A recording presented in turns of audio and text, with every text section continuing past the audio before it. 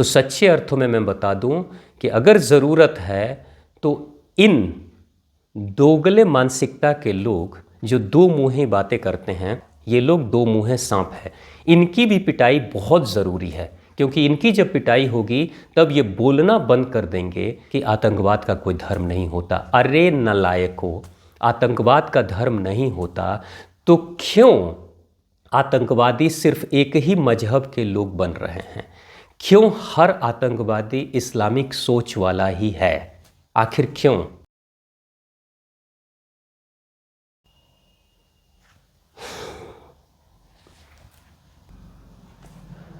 अभी जो घटना घटी है पहलगाम कश्मीर में, उसे मैं आतंकवादी घटना नहीं कहूँगा, वह एक मजहबी घटना है। क्योंकि मारने वाले जब मरने वालों से यह पूछ लेते हैं कि तुम हिंदू हो, अगर हिंदू हो तो उसके बाद उसे गोली मार दी जाती है। और जो मौन रह जाते हैं, जो कुछ नहीं बोलते हैं, उनकी पैंट उतार कर उनके शरीर का परीक्षण किया जाता है कि क्या उनका खतना हुआ है, वह हिंदू हैं। अगर हिंदू हैं तो उसके बाद उनको गोली मार दी जाती है। तो इसलिए मैं इस घटना को आतंकवादी घटना नहीं कहूँगा, क्योंकि आतंकवादी घटना कहकर लोग आतंकवाद शब्द के आड़ में अपने मजहब को छिपाने की कोशिश करते हैं।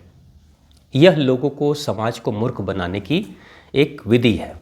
और समाज को इसी तरीके से अनेक वर्षों से आतंकवादी को बिना किसी मजहब के, या आतंकवाद का कोई मजहब नहीं होता, यह कहकर भारतीय समाज को मूर्ख बनाया जा रहा है।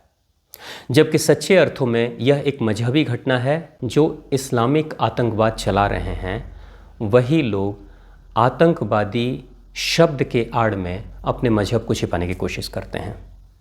यह पूर्ण रूप से मजहबी घटना है और पूरी तरीके से टारगेट किलिंग है, और टारगेट में हिंदू हैं। हिंदुओं, आपके लिए यह एक आँख खोलने वाली घटना है। ध्यान रखना, इसमें जिन लोगों को मारा गया सिर्फ यह पूछा गया कि आप हिंदू हो।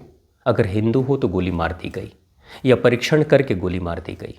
उनसे किसी से भी नहीं पूछा गया कि आप किस जाति के हो, यानी आप शूद्र हो, वैश्य हो, क्षत्रिय हो, ब्राह्मण हो, यह नहीं पूछा गया। आप ऊंचे हो, नीचे हो, यह नहीं पूछा गया।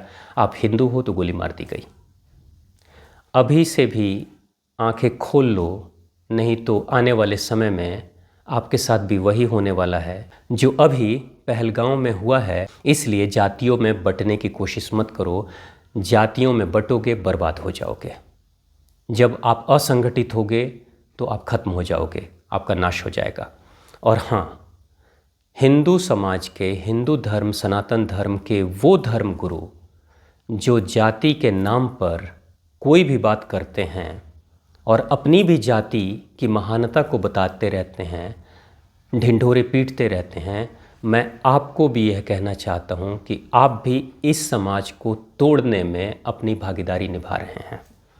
अगर कोई धर्मगुरु, हिंदू धर्मगुरु अपनी जाति की महानता को बताकर अगर अपने आप को श्रेष्ठ बताने की कोशिश कर रहा है तो आप इस हिंदू समाज के शत्रु हो।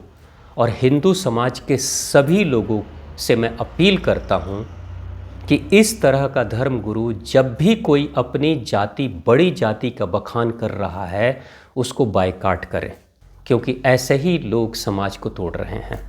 तो समाज को तोड़ने वाले सिर्फ कुछ वर्ग के लोग नहीं हैं, वो पढ़े लिखे लोग जो इस समाज में रहते हैं, जिसको इस समाज ने प्रतिष्ठा दी है, वो लोग भी अगर इस तरह की जाति सूचक बातें करते हैं तो समाज के शत्रु हैं। ऐसे शत्रुओं से समाज को दूर रहना चाहिए, इनका बहिष्कार होना चाहिए।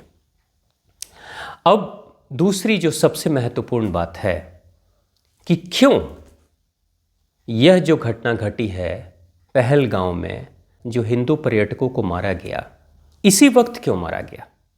इसके पीछे कारण क्या है? इसके पीछे एक बहुत बड़ा कारण काम कर रहा है।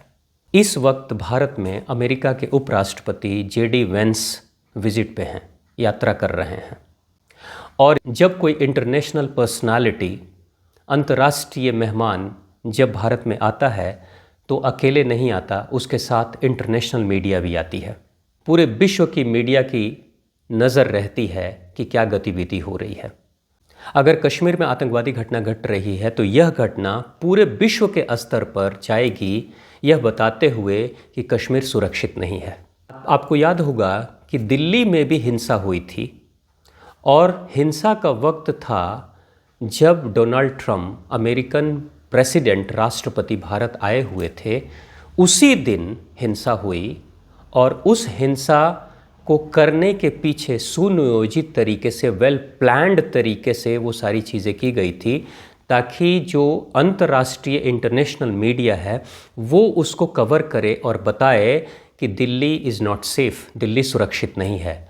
दिल्ली सुरक्षित नहीं है का मतलब भारत सुरक्षित नहीं है, यानी पूरे भारत को बदनाम करने के लिए उसी दिन साजिश की गई थी ताकि हिंसा हो और मारकाट हो, लोग मरे, दुकानों को आग लगाया जाए, आर्थिक क्षति पहुंचाया जाए और इंटरनेशनल मीडिया उसको कवर करे, पूरी दुनिया भर में बताए कि भारत सुरक्षित नहीं है, दिल्ली जो भारत की राजधानी है वो सुरक्षित नहीं है।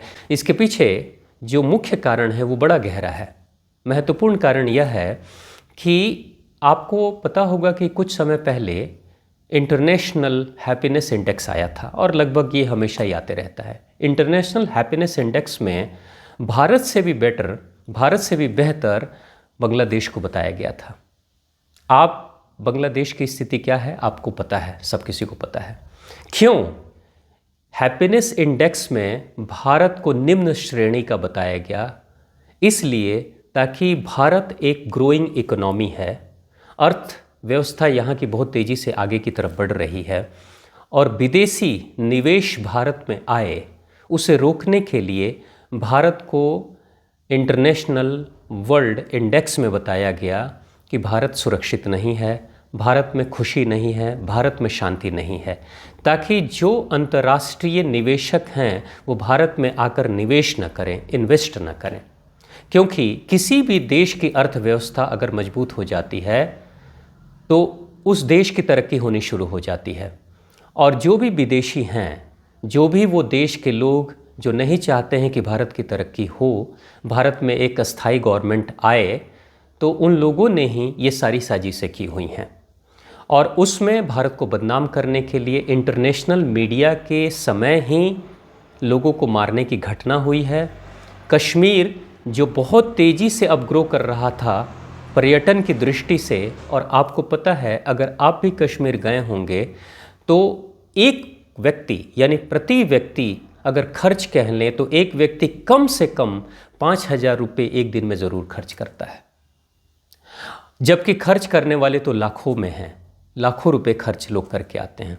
यानी ये जो लाखों करोड़ों रुपए कश्मीर में जा रहा है, पर्यटन के कारण से लोगों का रोज़गार व्यापार बढ़ रहा है, उसको रोकने के लिए कश्मीर के लोगों को मेन स्ट्रीम में लाने से रोकने के लिए इस तरह की साजिश की जा रही है। क्योंकि आतंकवादी घटनाएं तभी हो सकती हैं जब लोग बेरोज़गार होंगे, जब लोगों के पास रोज़गार के संसाधन नहीं होंगे, पैसे नहीं होंगे। तो जो व्यक्ति बेरोज़गार है, युवा बेरोज़गार है, तो उन युवाओं को आतंकवादी कुछ मुट्ठी भर पैसे देकर और उनसे समाज को तोड़ने की गतिविधि कराएंगे, पत्थर फेंकवाएंगे, देश और हमारे आर्मी के खिलाफ में गतिविधि कराएंगे या उनको आतंकवाद में शामिल कराएंगे। जहाँ बेरोज़गारी जितनी ज़्यादा होती है उतना ही करप्शन बढ़ जाता है। अभी कश्मीर में बहुत तेज़ी से जो पर्यटन में वृद्धि हो रही थी उसको रोकने के लिए इस तरह की घटनाओं को अंजाम दिया जा रहा है ताकि जो देश विदेश के पर्यटक भारत में आ रहे हैं वो आना बंद कर दें। क्योंकि पर्यटक सिर्फ नहीं आते हैं, पर्यटक के आने के कारण से भारत की इकोनॉमी, भारत की अर्थव्यवस्था बहुत तेज़ी से विकास करती है। उसे रोकने के लिए, हमारी अर्थव्यवस्था पर कुठाराघात करने के लिए हमारे पर्यटकों के ऊपर गोली चलाया गया है ताकि पर्यटक ना आएं। दूसरी चीज़, इस वक्त अब सोशल मीडिया पर या प्रिंट इलेक्ट्रॉनिक मीडिया पर कुछ खास प्रबुद्ध वर्ग के लोग, वो मजहबी लोग जिसके मजहब ने आतंकवादी गतिविधि की है, वही लोग आएंगे और वह कहेंगे, एक राग अलापेंगे कि आतंकवाद का कोई मजहब नहीं होता, आतंकवादियों का कोई धर्म नहीं होता। यह वह लोग हैं जो आकर लीपा पोती करने की कोशिश कर रहे हैं। मुझे याद है एक मोहल्ले की घटना। एक मोहल्ले के लोगों ने योजना बनाई थी कि दूसरे मोहल्ले के लोगों के साथ मार पिटाई करेंगे। तो उसमें योजना बनाने में दो वर्ग के लोग थे। पहले तो नौजवान थे जो जाकर मार पिटाई करेंगे, और दूसरे उसी मोहल्ले के बुज़ुर्ग, बड़े लोग, समझदार लोग, पढ़े लिखे लोग थे, जिन्होंने ये कहा कि पहले तुम जाओगे, खूब जी भर के मारोगे, पीटोगे और क्षति पहुंचाओगे, और जब तुम्हारा काम पूरा हो जाएगा तो हम सहानुभूति के लिए जाएंगे और हम तुम्हारी शिकायत करेंगे। हम तुम्हें कहेंगे कि तुम हमारे समाज के नहीं हो, तुम बिगड़े हो, तुम लफंगे हो, तुम गुंडे हो। यह कहकर उनको हम बताएंगे कि आप लोग शांत हो जाओ, हम देखते हैं कि उनके साथ क्या कर सकते हैं। अगर यह भी हो सकता है कि हम लोग तुम्हें थप्पड़ भी मार दें, हम तुम्हें गालियां भी दे दें, और यह कहकर हम उस समाज को शांत करा देंगे। जिनकी मार पिटाई हुई है उस समाज को हम शांत करा देंगे, और उसके बाद से हमारा जो मकसद है वो पूरा हो जाएगा। यानी पहली चीज़, तुम जाओ डैमेज करो, यानी कि युवाओं को कहा कि तुम जाकर डैमेज कर दो, और बुज़ुर्गों ने कहा कि हम जाएंगे बाद में डैमेज कंट्रोल कर देंगे। यानी कि तुम भी बचे रहोगे और वह समाज जिसने पिटाई खाई है वह कोई प्रतिक्रिया न करे, ताकि हमारा कोई डैमेज ना हो। यानी कि हम बुज़ुर्ग भी सुरक्षित रहें और युवा भी सुरक्षित रहें। यही हो रहा है अभी भारत में। अभी आतंकवादियों ने, मजहबी आतंकवादियों ने, इस्लामिक आतंकवादियों ने इस समय जाकर आतंक फैलाया है, लोगों को मारा है, चुन चुन कर मारा है, हिंदुओं को मारा है। और अब कुछ उसी मजहब के लोग आएंगे मीडिया पर, सोशल मीडिया पर, और आकर कहेंगे कि आतंकवाद का कोई धर्म नहीं होता, आतंकवाद का कोई मजहब नहीं होता। जबकि सच्चे अर्थों में मैं बता दूं कि आतंकवाद जिन जगहों पर पढ़ाया जाता है, जिस धर्म के आधार पर, मजहब के नाम पर आतंकवाद के लिए युवाओं को तैयार किया जाता है, उन युवाओं को आतंकवादी बनाने वाले जो लोग हैं वो पढ़े लिखे उसी मजहब के समझदार लोग हैं, जो उनको आतंकवाद के लिए तैयार करते हैं और हिंदू धर्म के खिलाफ लोगों को मारने के लिए तैयार करते हैं। और जब काम पूरा हो जाता है, जब हिंदू मारे जाते हैं, जब घटना घट जाती है, तो वही बड़े बुज़ुर्ग आते हैं और आकर लीपापोती करने की कोशिश करते हैं, यह कहकर कि आतंकवाद का कोई धर्म नहीं होता। तो सच्चे अर्थों में मैं बता दूं कि अगर ज़रूरत है तो इन दोगले मानसिकता के लोग जो दो मुँहे बातें करते हैं, ये लोग दो मुँहे सांप हैं, इनकी भी पिटाई बहुत ज़रूरी है। क्योंकि इनकी जब पिटाई होगी तब ये बोलना बंद कर देंगे कि आतंकवाद का कोई धर्म नहीं होता। अरे नालायकों, आतंकवाद का धर्म नहीं होता तो क्यों आतंकवादी सिर्फ एक ही मजहब के लोग बन रहे हैं? क्यों हर आतंकवादी इस्लामिक सोच वाला ही है? आखिर क्यों? तो अब जो लोग भी आएंगे और इस तरह की बात करेंगे कि आतंकवादियों का कोई मजहब नहीं होता, आतंकवाद का कोई धर्म नहीं होता, उनको ही ज़रूरत है कि बेहतर तरीके से उनकी इज्जत उतार देने की ज़रूरत है। क्योंकि ये वो लोग हैं जो डैमेज कंट्रोल के लिए आ रहे हैं, ताकि समाज के लोग सरकार के ऊपर प्रेशर न बनाएं कि कोई कार्रवाई आप करो, ताकि वो आतंकवादी भी सुरक्षित रहें और हम फिर से अगली भविष्य में योजना बनाकर हिंदुओं की ठीक से पिटाई करें, उसके लिए हम भी सुरक्षित रहें। तो ये दोनों जो लोग हैं ना, एक पिटाई करता है, दूसरा डैमेज कंट्रोल करता है, एक मारता है और दूसरा आकर सहलाता है। तो जो कोई भी अगर आज के बाद इस मीडिया में जो कोई भी आकर कह रहा है, समझ लेना ये दोगले दो मुँहे सांप हैं, इनके भी सर को कुचलने की सख्त ज़रूरत है। और जो महत्वपूर्ण बात है, यह आतंकवादी घटना पूरी तरीके से पाकिस्तानी आर्मी पोषित घटना है। पाकिस्तानी आर्मी ही ये सब कुछ करा रही है, इसलिए बेहतर इलाज करने की ज़रूरत है पाकिस्तानी आर्मी की। जिस तरीके से हमारे भारत के हिंदू भाई बहन की लाशें उनके घर पे जा रही हैं, जिसमें 26 लोग मारे गए हैं, उसी तरीके से मैं भारत सरकार से अपील करता हूं कि आर्मी को खुली छूट दें और आर्मी पाकिस्तानी आर्मियों को ऐसे मारे कि उनकी भी लाशें उनके घर पे जाए। और अगर भारतीय सेना के लोग भी पाकिस्तानी सेना के लोगों की लाशों को अगर उनके घर तक पहुंचा देंगे तो सच्चे अर्थ में ये हमारे लिए बदला होगा। जितनी सख्त सख्त कार्रवाई हो सके वह करें। और मोदी जी, आतंकवादियों ने कहा था उस बहन से कि जाओ मोदी को कह देना, तो मोदी जी अब सबकी नज़र आपके ऊपर है और पूरी भारत की जनता आपके साथ है, पूरा हिंदू समाज आपके साथ है। आप जो कुछ भी करोगे, भारत की सेना जो कुछ भी करेगी, हम सब का समर्थन आपके साथ है। और हम जल्द से जल्द इंतज़ार कर रहे हैं कि हमारे पर्यटकों, हिंदू पर्यटकों की 13वीं होने से पहले उनके भी जनाजे निकल जाने चाहिए। तब हम मानेंगे कि हमने एक शेर को भारत का प्रधानमंत्री बनाया है। मोदी जी, आपकी क्षमता पर हम सभी को पूर्ण विश्वास है, पूर्ण भरोसा है। बस एक बार फिर से इन लोगों ने ललकारा है, शेर के मांद में हाथ डाला है, अब इनके हाथ को काटने का समय आ गया है। जो आपने पहले किया था, सर्जिकल स्ट्राइक या आर्मी घुस कर मारी थी, वही समय फिर से आ गया है। करें और पूरी दुनिया को जो इन आतंकवादियों ने दिखाया है कि भारत सुरक्षित नहीं है, पूरी दुनिया को इज़राइल की तरह दिखाने की ज़रूरत है कि अगर हमारा एक भाई भी मरता है तो उसके बदले में जैसे इज़राइली फ़ौज बदला लेती है घर में घुसकर, वैसे ही बदला हम भी लेंगे। एक और महत्वपूर्ण बात है जो मैं भारत के युवाओं से, भाइयों बहनों से अपील करना चाहता हूँ। आपको पता है कि कैसे आप आतंकवादियों और आतंकवादी संस्थाओं को या पाकिस्तानी आर्मी को जो आतंकवादी गतिविधि चलाते रहे उसको आप कैसे मदद करते हो? आपको पता नहीं, लेकिन डायरेक्टली और इनडायरेक्टली आप मदद करते हो।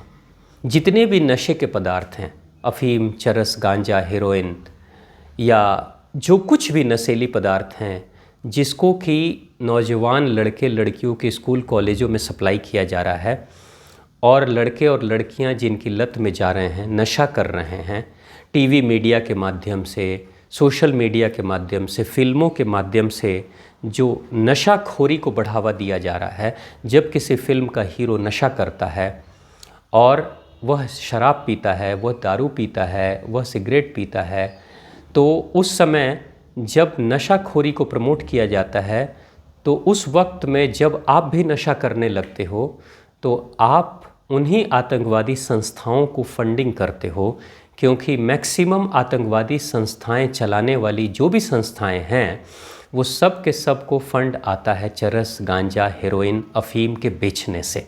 यानी भारत के युवा सभी भाइयों एवं बहनों, आप सभी से मैं अपील कर रहा हूं कि आधुनिकता के नाम पर जो आप नशीले पदार्थों का सेवन कर रहे हैं, आप अपनी ज़िंदगी तो बर्बाद कर ही रहे हैं, साथ ही दूसरे भाई बहनों की भी ज़िंदगी तबाह करने के लिए आतंकवादियों को फंडिंग कर रहे हैं। जब आप कोई नशीला पदार्थ पीते हैं, खाते हैं, सेवन करते हैं, तो उस समय जो आपके माता पिता के पैसे जाते हैं उसी से उन आतंकवादियों को फंडिंग होती है और उसी से आपके देश में आकर आप ही के पैसे की मदद से आप ही के भाई बहनों के साथ में कत्लेआम करते हैं। तो समझने की ज़रूरत है कि जब कोई घटना घट जाती है तो सब लोग आकर चिल्लाने लगते हैं, लेकिन उस घटना के पीछे जो सहयोगी गतिविधियां हैं उनको रोकने की ज़रूरत है। तो किसी भी घटना के परिणाम की शिकायत अगर हम कर रहे हैं और उस घटना के पीछे कारणों को ख़त्म नहीं कर रहे हैं, जिन कारणों से घटना घट रही है, तो निश्चित तौर से हमारा कुछ भी कहना निरर्थक हो जाएगा। तो बेहतर समाज अगर हम चाहते हैं, जिस समाज में सभी सुरक्षित रहें और देश की आर्थिक स्थिति बेहतर हो, देश की सरकार सुदृढ़ रूप से बेहतर तरीके से तरक्की के मार्ग पर अग्रसर हो, तो इसके लिए हम सभी भारतवासियों को एकजुट होकर और उन सभी तरह की गतिविधियों को रोकना होगा जिसके कारण से आतंकवादियों को फंडिंग होती है, यह सहयोग मिलता है। मैं सभी माताओं से, सभी भाइयों एवं बहनों से यही कहूँगा कि आपकी जो क्षति हुई है, आपके परिवार का कोई भी व्यक्ति जो इस आतंकवादी घटना में मारा गया है, उसकी क्षतिपूर्ति मेरे शब्दों से तो नहीं हो सकती, क्योंकि जिसके घर का कोई बेटा, जिसके घर की कोई बहू, कोई पिता चला जाता है तो उन लोगों को ही पता होता है, उस दर्द को सिर्फ वही समझ सकते हैं। तो मैं और मेरे जैसे लोग कुछ शब्द तो कह सकते हैं, मैं आपकी भावनाओं को समझ सकता हूँ, क्योंकि मैंने भी अपने परिवार के लोगों को खोया है अकाल मृत्यु के कारण। मैं उस दर्द, उस पीड़ा को मैं समझ सकता हूँ। फिर भी मैं यही कहूँगा कि हौसला बनाए रखना। दुर्घटना घट गई है, हम सभी भारतवासी आपके साथ हैं, आगे भी रहेंगे। और भारत की सरकार से मैं अपील करूँगा कि जो भी पीड़ित परिवार के लोग हैं, उनको जैसे भी आर्थिक सामाजिक सहयोग देना है ज़रूर दें, लेकिन इन लोगों के मारे जाने पर जो आक्रोश उत्पन्न हुआ है भारतवासियों के अंदर, इस आक्रोश के बदले में सरकार सख्त से सख्त कार्रवाई करे। और जैसे लाशें आज पर्यटकों की उनके घर जा रही हैं, वैसे ही लाशें उन आतंकवादियों की भी उनके घर जानी चाहिए, और उन पाकिस्तानी फ़ौजियों की भी जानी चाहिए जिनके सह पर आतंकवादी घटनाएं घट रही है भारत में। और भारत की आर्मी को, भारत की सेना को खुली छूट दें, ताकि हमारी सक्षम सेना जल्द से जल्द कार्रवाई करे। और जिस तरीके से हमारे घर के लोग रो रहे हैं, वैसे ही बॉर्डर पार पाकिस्तान के भी वो लोग जो आतंकवादी घटनाओं में सहयोग करते हैं, उनके घर में भी वैसा ही मातम पसरना चाहिए, वैसा ही मातम फैलना चाहिए, वही रुदन वहाँ भी होना चाहिए। तब सच्चे अर्थों में बदलाव होगा। रामायण में कहते हैं, बिन भय होत न प्रीत। भारत सरकार, आप सख्त से सख्त कदम उठाएं, ऐसे कदम उठाएं कि अगली बुरी घटना की सोचने से भी दहशत फैल जाए। मोदी जी, हम सभी भारतवासी आपके साथ में हैं, और आप एक मजबूत प्रधानमंत्री हैं, और जो भी सहयोग होगा हम सब आपके साथ करने के लिए तैयार हैं। हमें फ़क्र है कि भारत का प्रधानमंत्री नरेंद्र भाई मोदी हैं, और होम मिनिस्टर अमित शाह हैं, और उत्तर प्रदेश के मुख्यमंत्री योगी जी हैं। हमें फ़क्र है, ऐसे ही प्रधानमंत्री, मुख्यमंत्री और होम मिनिस्टर की ज़रूरत इस देश को है। हम आपको शक्ति प्रदान करेंगे, आपको और मजबूत करेंगे। बस आप अपनी गतिविधि करते रहें। हम सब की सहानुभूति, सबका सहयोग, समर्थन आपके साथ है। जय हिंद, जय भारत।